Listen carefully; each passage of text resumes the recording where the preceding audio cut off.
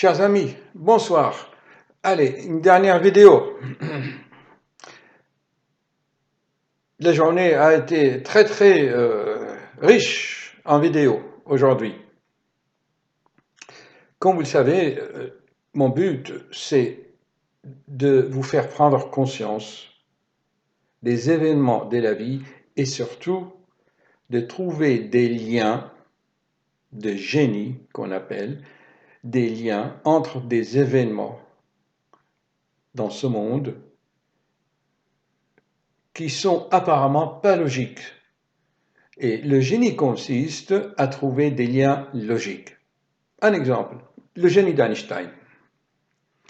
Quel est le lien logique entre la vitesse de la lumière, la matière et l'énergie? Apparemment, un morceau de fer, c'est un morceau de fer. La vitesse de la lumière, c'est une vitesse, 300 000 km par seconde. Et l'énergie, vous savez, quel rapport entre tout cela? Bon, un homme banal ne trouve pas de relation, mais un génie a trouvé une relation. Hélas, ces relations ont été utilisées pour fabriquer des bombes et pas pour rendre notre planète, le transformer en paradis, comme vous voyez là, comme dans mon bureau. Une paradis. Ce soir, je vous demande de revoir la vidéo numéro 22 où je parle des mystères du cerveau. L'humanité doit comprendre actuellement, grâce aux révélations qui ont été faites par le concepteur même de l'être humain. Et j'avais parlé dans d'autres vidéos que celui qui cherche, qu'il me demande. Le concepteur même, cette intelligence cosmique de l'être humain, a prévu que la conscience qui est de nature magnétique, énergétique, soit, si vous voulez, maintenue dans le corps humain par un autre champ magnétique qui est le plexus solaire. C'est quoi le plexus solaire? C'est des ganglions et des nerfs, mais c'est à l'envers du cerveau. C'est une sorte de miroir. Dans le cerveau, la plupart des neurones de la conscience se trouvent au niveau du cortex et les axones, appelés également la matière blanche, se trouvent à l'intérieur. Bien sûr, il y a le cerveau reptilien, ça on n'en parle pas, mais on parle surtout des neurones. Et bien dans le plexus solaire, c'est le contraire. Les ganglions sont au centre et les fibres sont autour et qui donc montent au niveau d'abord du cervelet, au niveau du nerf crânien, et ça forme le nerf numéro 10 qui est le nerf vague. Voilà. Donc théoriquement, ce centre énergétique émet des ondes, comme je l'ai souvent montré dans mes vidéos. Il y a une autre vidéo qui s'appelle le cerveau émetteur.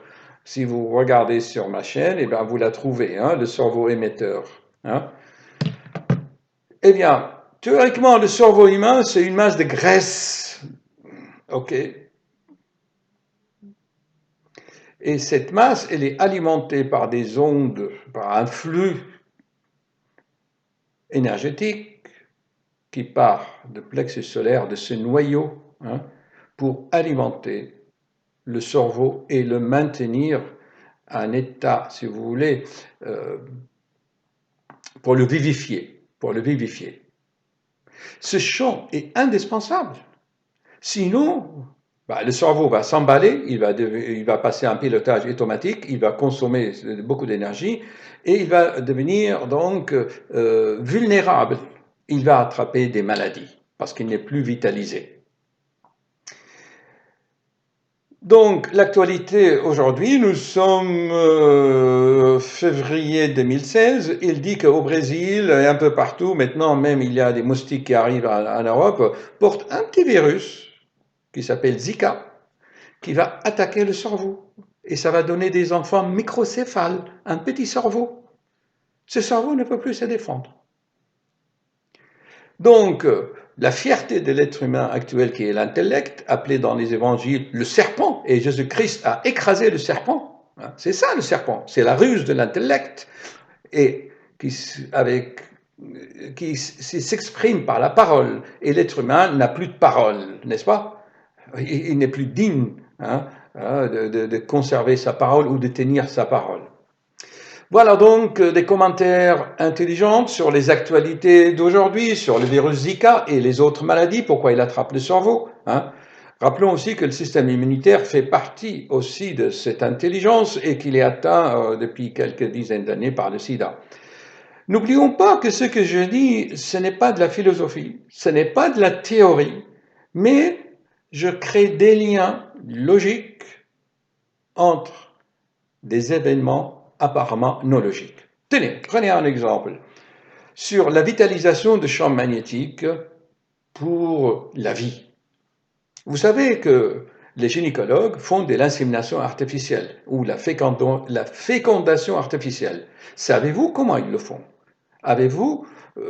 Vous êtes allé vous documenter par curiosité. Vous savez, ils prennent un spermatozoïde, ils prennent un ovule de la femme, ils font la fécondation, ok? Ça nous fait donc une cellule fécondée. Eh bien, cette réaction ne fonctionne pas. Il faut une troisième action. Et savez-vous ce que c'est? Eh bien, l'ovule fécondé artificiellement par le spermatozoïde, on va faire un petit choc électrique.